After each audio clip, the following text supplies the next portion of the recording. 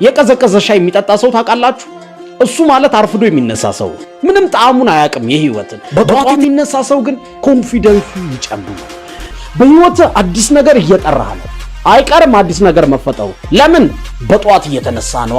ሁላችንንም የሚያስማማን አንድ እውነት አለ። እሱም ሁላችንም መለወጥ እንፈልጋለን። አሁን ያለንበት ሁኔታ ምንም ይሁን ምን ነገ የተሻለ እንዲሆንልን በሚገባ አጥብቀን እንፈልጋለን። ታዲያ ይሄኛው አንተን፣ አንቺን፣ እኔን እንደሚያስማማ እርግጠኛ ከሆንን እኔ ደግሞ ይህን ጥያቄ ልናንተ አቀርብላችኋለሁ። እናንተን ከዛሬ 5 ዓመት በኋላ ወስዳችሁ አስቀምጡትና ያኔ ምን አይነት ሰው ብትሆኑና በምን አይነት ሁኔታ ውስጥ ብትገኙ ትመኛላችሁ?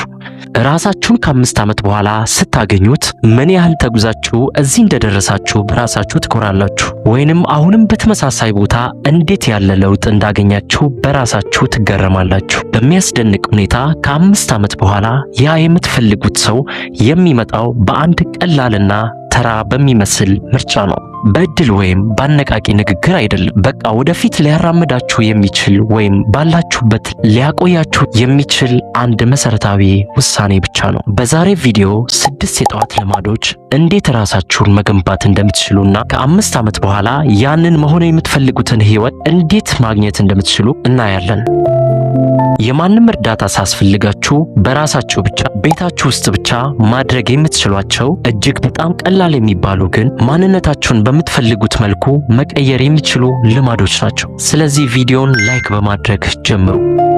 ጥናቶች እንደሚያሳዩን ከእንቅልፋችን ከተነሳን በኋላ ባሉት የመጀመሪያ 90 ደቂቃዎች ውስጥ አይምሮአችን ከማንኛውም ቀን የበለጠ ከ40% በላይ ፎከስ ማድረግ ይችላል። ነገር ግን አብዛኞቻችን ይህን ሰዓት በሚያሳዝን ሁኔታ ለቲክታክ እንዲሁም ለሌሎች ሶሻል ሚዲያዎች ስክሮል ማድረጊያና በማያስፈልጉ ነገሮች ላይ ነው የምናውለው። ወይንም ደግሞ ያችን ሰዓት በእንቅልፍ ማሳለፍ ልትፈልጉ ትችላላችሁ። ያችን የጠዋታችሁን አላርም ከመነሳት ይልቅ እንዳትረበሹ ተጭናችሁ ባጠፋችሁ ቁጥር ጥቂት ደቂቃዎችን በእንቅልፍ እየቀየራችሁ ብቻ አይደለም የወደፊት ህይወታችሁን በከፊል እየቀነሳችሁ እየጣላችሁ እንደሆነ ማወቅ አለባችሁ። ዓለም ላይ ታምር በመስራት ላይ ያሉ ሰዎች ማለትም እናንተ ሁሌ የምታደንቋቸው እና ጠዋት በሶሻል ሚዲያ ስክሮል እያደረጋችሁ የምታዩዋቸው ስኬታማ ሰዎች የተለየ አስገራሚ ኃይል ስላላቸው አይደለም። ስኬታማ የሆኑት ምቹ በሆነ አየር ተራራ ጫፍ ላይ ወጥተው ሜዲቴት ስላደረጉ አይደለም። ትልቁ ሚስጥራቸው የጠዋት ሰው ስለሆኑ ነው። ጠዋት 11 ሰዓት የሚነሱት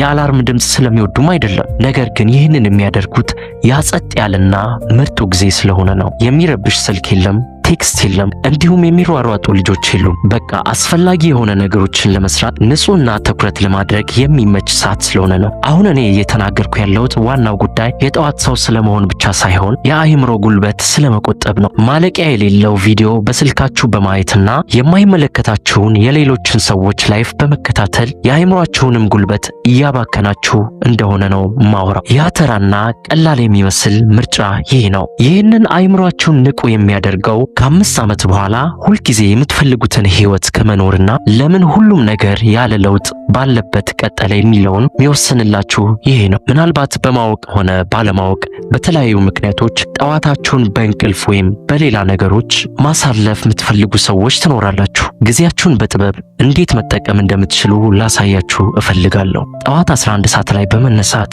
1 ሰዓት ብቻ ለራሳችሁ መውሰድ ከቻላችሁ ከእንቅልፋቸው ሲነሱ ወይም ቀኑን ሙሉ ሶሻል ሚዲያ በማገላበጥ ከሚያሳልፉና ለምን እንደደከማቸው እንዲሁም እንዴት ወደ ኋላ እንደቀሩ ከሚገረሙና በጣም ከሚያዝኑ ሰዎች መካከል ልትሆኑ አትችሉም። ከእንቅልፋችሁ ስትነሱ የመጀመሪያው ሰዓት ሞርኒንግ ታይም ብቻ አይደለች፣ የአእምሮአችሁ ማስጀመሪያ ፓርት ናት። አእምሮአችሁ በዶፓሚን የተሞላ ነው። ይህም ጥሩ ስሜት እንዲሰማችሁ ትኩረት እንድታደርጉ የሚያደርግ ኬሚካል ነው። በተመሳሳይ የኮርቲሶል ሆርሞናችሁ ከእንቅልፋችሁ ለመንቃትና ልክ ባትሪው ያለቀ ስልክ ከመሆን ወጥታችሁ ለመንቀሳቀስ እንድትዘጋጁ የሚያስችላችሁን በቂ ኃይል ያገኛል ማለት ነው። እነዚህ ፓወርፉል የሆኑ የብሬን ኬሚካሎች በአግባቡ ከተጠቀማችሁ አእምሮአችሁ ጥሩ ደረጃ ላይ ይደርሳል።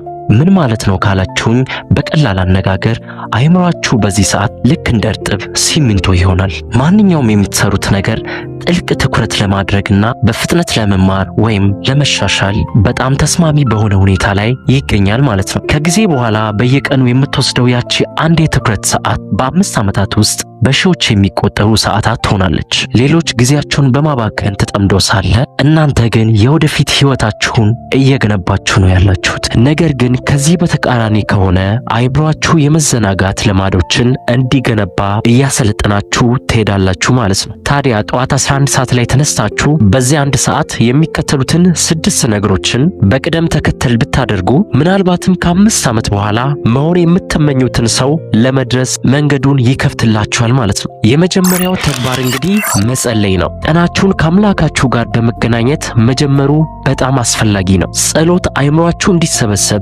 ምስጋናችሁን እንድትገልጹና ቀናችሁ የተባረከ እንዲሆን ትኩረታችሁን ከጭንቀትና ከመዘናጋት ወደ ዓላማና ጥሩ ነገር ለመቀየር ለሚቀጥለው ተግባራችሁ በአይምሮ ወይንም በመንፈስ ያዘጋጃችኋል። ሁለተኛው ተግባር እንግዲህ ውሃ መጠጣት።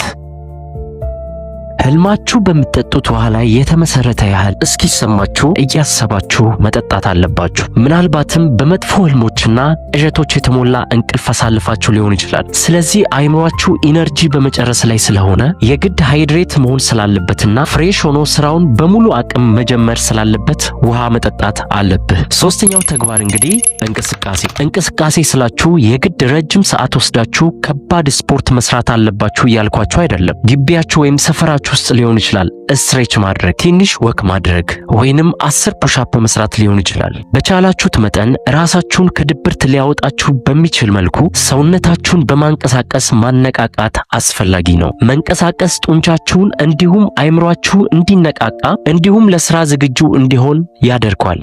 አራተኛው የቀናችሁን አንድ ግብ ማውጣት። ዛሬ ምንድነው ማሳካት የፈለጋችሁት? 10-20 ነገር ላይ ብቻ መሯሯጥ ትርጉም ላይኖረው ይችላል። ለቀኑ አንድ የተወሰነና አስፈላጊ ነው ብላችሁ የምታስቡትን አንድ ግብ ብቻ ምረጡ። ረጅም ዝርዝር ወይም ከባድ እቅድ አይደለም። በአንድ ግብ ላይ ብቻ ማተኮር ሁሉንም ጉልበታችሁን እሱ ላይ ለማጠናቀቅ እንድትጠቀሙበት ያስችላችኋል። ዛሬ ያችን አንድ እቅድ በሚገባ ስታሳኳት የመጨረስና የመከወን አቅማችሁ ላይ ለነገ ስኬታችሁ መነሳሳትን ይፈጥርላችኋል። አምስተኛው ተግባር ትንሽ መማር። ትንሽ ደቂቃዎችን አዲስና ጠቃሚ ዕውቀቶችን በማግኘት አሳልፉ። ይህ ማለት ከአንድ ጥሩ ከምትሉት መጽሐፍ 5 መጽሐፎችን ማንበብ፣ ጥሩ የምትሉትን ትምህርታዊ ቪዲዮችን መመልከት ወይም ጥልቅ ግንዛቤ ያለውን ፖድካስት ማዳመጥ ሊሆን ይችላል። ይኸውላችሁ እዚህ ጋር ስልካችሁን ወይም ኮምፒውተራችሁን ስትከፍቱ ጥንቃቄ ማድረግ አለባችሁ። በዘፈቀደ የምትገቡ ከሆነ ራሳችሁን ሳታውቁት የማትፈልጉት ቪዲዮ ላይ ብዙ ሰዓት ልታባክኑ ትችላላችሁ። ስድስተኛውና የመጨረሻው ትኩረታችሁን መጠበቅ።